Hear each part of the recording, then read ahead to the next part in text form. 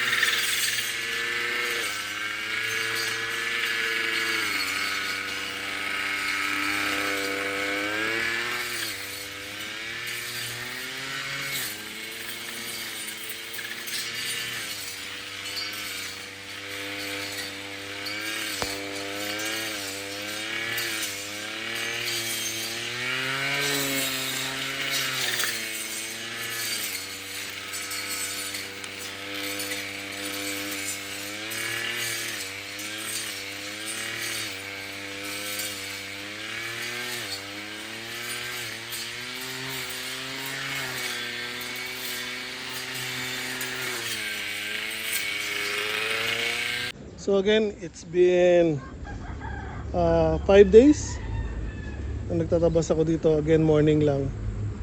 So naubusan lang tayo ng gasolina. Ayan, sa grass cutter natin. Kaya tayo tumigil. So bibili lang ulit ako ng gas. Then ipagpapatuloy natin ang pagtatabas dito.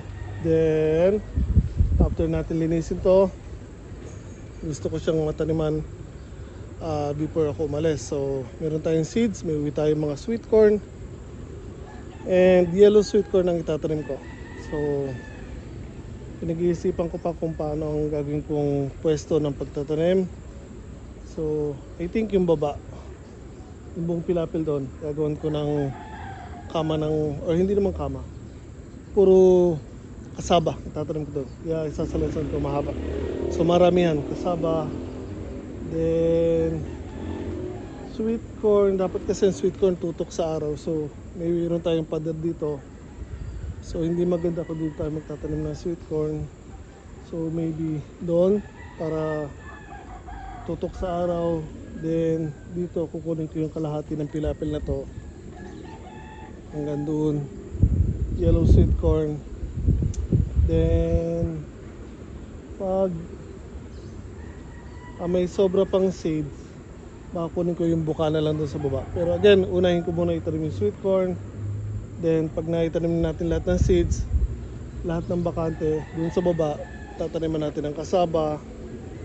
And kung meron pa tayong pwede maitanim na seeds dyan, yung rest na bakante tataniman natin. So again, hopefully bago tayo makaalis ay makapagtanim tayo dito. Dahil last year nang umuwi ako, natapos ko yung tabasin pero nawalan ako ng time para magtanim. And actually hindi naman ako nakapagbakasyon na noon dahil nga natapos yung 2 weeks na vacation ko, nagtabas lang. So today or this time, inuunti-unti ko lang, morning lang tayo nagtatabas. Dati kasi morning and afternoon nagtatabas ako. So there, binahagi ko lang sa inyo. Again, dito po ulit tayo sa Pinas. Pero saglit lang, pabalik na rin ako. And kita ko lang sa inyo, ayan, binahagi ko lang sa inyo yung mga ginagawa natin dito. So kahit pa paano naman, napakinabangan nila itong lupa. After kong tabasan last year, ang dami nilang naitanim, ang dami na rin nilang na-harvest. Kaya nga lang, after nun, napabayaan din, syempre, hirap na rin si nanay na maintain. Kaya yan, nagtaasan naman yung mga damo. So hopefully, after natin taniman to, maging maganda yung resulta ng mga itatanim natin. Excuse me. So unti-unti na rin nilang tinataniman ng mga puno, mga namumungang prutas or puno ng prutas. Then yung iba mga malalaki na rin doon. So huling uwi ko nagtanim kami doon ng siniguelas. Namatay yung iba pero mayroong mga buhay na siniguelas. Tapos yung mga mangga namumulaklak na, nagbubunga na rin yan guys. Yung mga langka, additional na mangga, meron na mga rambutan, mga santol na bangkok. Ang dami na nilang naitanim. Marami na rin mga niyog, kaya nga lang medyo mali yung positioning ng pagtatanim nila kasi masyado magkakalapit. Once na maglakihan yun, sila rin na magiging sagabal sa isa't isa. Masyado malalapit yung mga position nila or pwesto. So ayan. So again, meron tayong balak dito sa property na to. Kaya din tayo meron lang akong aayusin. And concerning sa property na to, babalak nating magpa-container ng mga parts galing Japan, mga makina or kung ano pwede natin ipadala. So meron lang akong kailangan kausapin dito. Sa Japan wala nang problema. Nandun yung business. Papadala na lang dito once na maging maayos lahat dito. Pero if ever man na hindi matuloy yun, siguro pag-ipunan na lang natin to na papatayo ng mga commercial building. at least doon sa papasok mula kalsada, bibigyan lang natin ng entrada. Tapos pagbuhat tayo ng mga ilang building dyan, hanggang doon sagad na natin. Tapos commercial building yan, harapan nila parking, harapan niya parking siguro hanggang doon sa lindero ng property na yun. So luwag na yan guys, marami-raming building na may papatayo natin dito. Nasa loob nga lang, pero at least meron silang parking dito. Baka pagtayo rin tayo dito ng shop or talyer. Yun yun naman, hilig pa rin tayo magkuting-ting. So hindi ko na masyadong papabayin to guys. Again, nasa Pinas tayo, kaya nagtatabas tayo sa property natin dito. Malawak pa po yan guys. So update ko na lang sa inyo kung ano mangyayari. Pero again, saglit na lang tayo dito, balik na rin tayo ulit sa Japan. So ingat tayo lahat palagi guys.